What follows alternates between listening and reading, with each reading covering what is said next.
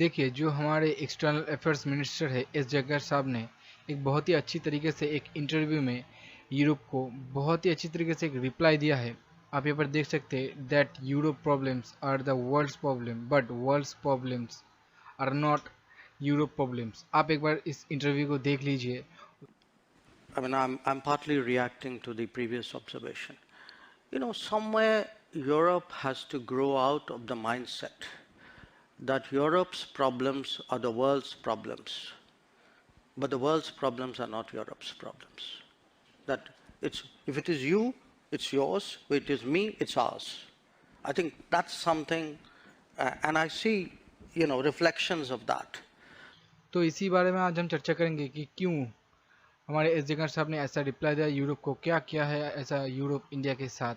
और इन्होंने यहाँ पर इंटरव्यू में इंडिया जो रशिया के ऑयल इंपोर्ट कर रहा है इसके ऊपर, और इंडिया ने जो एक्सपोर्ट बैन किया है व्हीट के ऊपर, इसके ऊपर क्या क्या रिप्लाई दिया है, इसी बारे में हम वीडियो में डिटेल्स में चर्चा करेंगे। अभी तक हमारे चैनल को आपने सब्सक्राइब नहीं किया तो जल्दी से सब्सक्राइब कर लीजिए, क्योंकि पर डे हम इस तरह के वीडियोस लाते रहते हैं।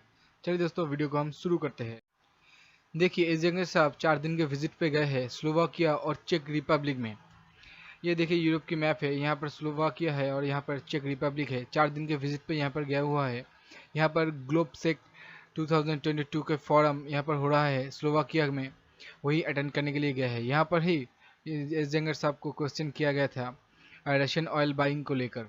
तो यहाँ पर इंडिया ने कहा कि आप लोग ये कहते हैं कि रशिया की ऑयल हम खरीद के इनडायरेक्टली रशिया को वॉर में फंडिंग कर रहे हैं, तो ये एकदम से गलत है। हम यहाँ पर कोई भी फंडिंग नहीं कर रहे, बल्कि आप जो ये हमारे ऊपर जो हमारे नाम का कैंपेन चला के रखा है कि इंडिया क्यों रशिया ऑयल खरीदता है, रशियन ऑयल खरीदता है, इसको बैन क्यों नहीं करता है, इसको अब बंद कीजिए। क्योंकि हमसे ज़्यादा इंडिया से बहुत ही ज़्यादा मात्रा में यूरोप रशियन ऑयल खरीदता है, बल्कि पूरे वर्ल्ड में जो मेजोरिटी बायर्स है रशियन ऑयल और गैस का वो यूरोप कंट्रीज ही है।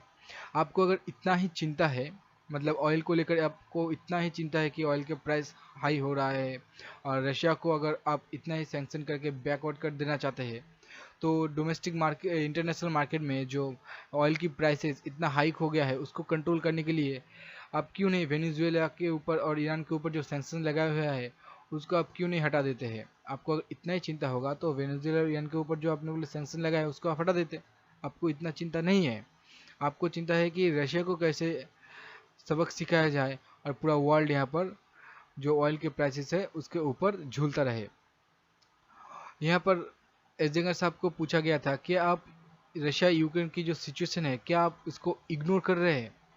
तो एस जयशंकर साहब ने कहा देखिए बिल्कुल ऐसा नहीं है, कुछ भी ऐसा नहीं है, हम इसको इग्नोर नहीं कर रहे हैं, बल्कि हमने जो बूचा किलिंग्स हुआ है यूक्रेन में हम उसको उस किलिंग के ऊपर कंडेम किया है और हम यहाँ पर इंडिपेंडेंट इन्वेस्टिगेशन के ऊपर भी बात कर चुके हैं यूनाइटेड नेशन में। और इसके ऊपर भी बूचा किलिंग्स को लेकर हमने पुतिन से और जेलेंस्की से फ़ोन में बात भी की है कि ये सब कुछ इतना वायलेंस वॉर में, वॉर किलिंग जो वॉर क्राइम्स होता है, ये सब कुछ नहीं होना चाहिए, आप इसको कंट्रोल कीजिए। देखिए एस जयशंकर साहब ने यहाँ पर कहा है कि जो यूरो सेंट्रिक है, मतलब पहले क्या होता था कि जो भी काम यूरोप की फेवर में जाता था वो पास हो जाता था, वो यूरोप यहाँ पर पास कर देता था। लेकिन अगर कोई भी चीज़ यूरोप की फेवर में नहीं है तो यूरोप यहाँ पर उसको रोक देता था कि ये बिल पास नहीं होगा या फिर ये काम नहीं होगा, उसके ऊपर सैंक्शन लगा देता था। तो इसी के बारे में के ऊपर एस जयशंकर साहब ने कहा है कि पूरा अभी इस वक्त वर्ल्ड पूरा का पूरा चेंज हो गया है, न्यू प्लेयर्स आए हैं, न्यू कैपेबिलिटीज़ यहाँ पर आ रहे हैं और उसके साथ भी न्यू एजेंडा यहाँ पर आ रहे हैं।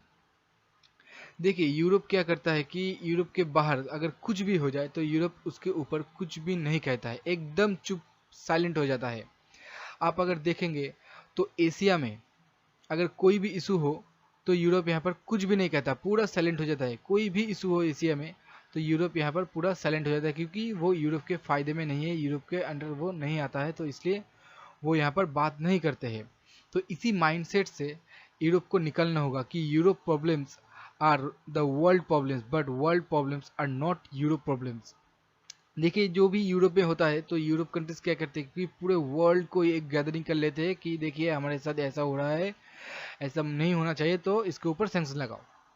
जल्दी से जल्दी इसके ऊपर सैंक्शन लगाओ, इस देश को एकदम बर्बाद कर दो। लेकिन अगर यूरोप के बाहर कुछ होता है तो यूरोप यह एकदम से चुप्पी साध जाता है, कुछ भी नहीं कहता। तो इसी माइंडसेट से यूरोप को निकालना होगा, क्योंकि ऐसा पूरे वर्ल्ड में नहीं चलता है। देखिए जयशंकर साहब ने यह भी कहा है, देखिए हमारे चाइना के साथ बहुत ही डिफ़िकल्ट रिलेशनशिप अभी हो गया है, जो एलएसी में हुआ था उसके बाद से। लेकिन हम यहाँ पर क्या आप लोगों को पूछा है कि आप यहाँ पर आइए मीडिएटर का काम कीजिए, क्योंकि हम यहाँ पर कैपेबल है। हम यहाँ पर कोई भी ट्रांजेक्शन रिलेशनशिप, यहाँ पर ट्रांजेक्शन फॉरेन जो रिलेशंस होता है, फॉरेन जो लॉज होते हैं, हम उसके ऊपर काम नहीं करते। क्योंकि ट्रांजेक्शन क्या होता है कि हम आपके इस कॉन्फ्लिक्ट में कोई भी, अगर यूरोप के कॉन्फ्लिक्ट यहाँ पर यूक्रेन में होता है, एक एग्जांपल के लिए आप समझ लीजिए, अगर यूरोप में यूक्रेन के साथ वॉर हो रहा है रशिया के, तो आप यूरोप के साथ दीजिए यूक्रेन के लिए। और यूरोप क्या करेगा कि इंडिया में कोई भी अगर कश्मीर को लेकर हो गया, कुछ भी हो गया, तो यूरोप यहाँ पर इंडिया के साथ देगा। मतलब यहाँ पर कहना की बात यह है कि I come in one conflict because it will help in another conflict. एजेंगर साहब ने ऐसे ही कहा है। इसके बाद एजेंगर साहब को वीट बैन के ऊपर यहाँ पर क्वेश्चन किया गया, तो एजेंगर साहब ने कहा कि हम यहाँ पर वीट को बैन किया है क्योंकि हम नहीं चाहते जो स्पेकुलेटिव ट्रेडिंग है, जो स्पेकुलेटर्स करते हैं, हम उसको इंडियन मार्केट के ओपन एक्सेस नहीं देना चाहते। देखिए स्पेकुलेटिव ट्रेडिंग क्या होता है कि जो गल्फ कंट्रीज होते हैं या फिर कोई भी कंट्री, इंडिया की पूरे वर्ल्ड में वीट की बहुत ही ज़्यादा डिमांड है, तो वो लोग क्या करते हैं कि इंडिया की जो वीट है इंडिया के मार्केट से उठाते हैं और अपने देश में जाकर स्टॉक कर देते हैं। ठीक है, तो उसी वीट को दूसरे देश, मतलब जिसको ये वीट की ज़रूरत है, दूसरे देश को बहुत ही हाई प्राइस में ये सेल कर देते हैं। तो क्या हुआ कि इंडिया के वीट की प्राइस तो लो है, ये लो प्राइस में खरीद के अपने देश में स्टोरेज कर देता है, उसके बाद उस प्राइस को बहुत ही ज़्यादा बढ़ा के दूसरे कंट्री में सेल कर देता है। तो क्या होता है कि दूसरे कंट्री को बहुत ही ज़्यादा डिफिकल्टी फेस करना पड़ता है वीट को लेकर। तो इसीलिए ही इंडिया ने वीट की जो एक्सपोर्ट है उसको बैन कर दिया है। लेकिन इंडिया ने यहाँ पर कहा है कि जो लो इनकम कंट्रीज है लाइक बांग्लादेश, श्रीलंका, गल्फ में भी कुछ कंट्रीज हो, तो हम उसके साथ हम ट्रेडिंग कर रहे हैं। ऐसा कुछ भी नहीं है कि पूरे एकदम बैन कर दिया है, हम वीट एक्सपोर्ट भी नहीं करेंगे, ऐसा कुछ भी नहीं हुआ है। थोड़ा बैन किया है, मतलब कुछ यहाँ पर एक्सेस है कि गवर्नमेंट टू गवर्नमेंट यहाँ पर वीट एक्सपोर्ट हो रहा है, लेकिन प्राइवेटाइजली कोई भी वीट एक्सपोर्ट नहीं हो रहा है। तो हम यही कह रहे हैं कि और एक बात है, जो अगर हमारे पास जितने भी वीट है हम सारे के सारे एक्सपोर्ट कर दिए, तो उसके बाद क्या होगा कि मतलब डोमेस्टिक जो वीट की प्राइस है वो बहुत ही ज़्यादा हाई हो जाएगा, और वही हो रहा था। इसलिए हमने वीट के ऊपर बैन कर दिया है। और उन्होंने और ये भी कहा है कि हम अभी तक 23 कंट्रीज में वीट को एक्सपोर्ट कर चुके हैं। और किस रेट पे किए हैं कि पिछले साल जो वीट का रेट चल रहा था इंटरनेशनल मार्केट में, उसी रेट में हम वीट एक्सपोर्ट किए हैं। जो लो इनकम कंट्रीज है, मतलब जिसको जेन्युइनली ज़रूरत है वीट का, जो नहीं खा पा रहा है, मतलब वीट उसको बहुत ही ज़्यादा ज़रूरत है, उसी कंट्रीज़ को हम वीट एक्सपोर्ट कर रहे हैं।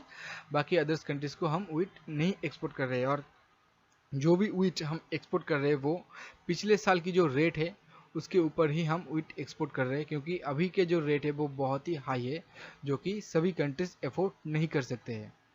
तो यही है हमारा वीडियो। आपको अगर हमारा वीडियो अच्छा लगे तो वीडियो को लाइक करना, शेयर करना दोस्तों के साथ, और इसी तरह के वीडियोस हम पर डे लाते रहते हैं। तो आपको अगर इसी तरह के वीडियोस चाहिए तो चैनल को सब्सक्राइब कीजिए। Thank you for this video.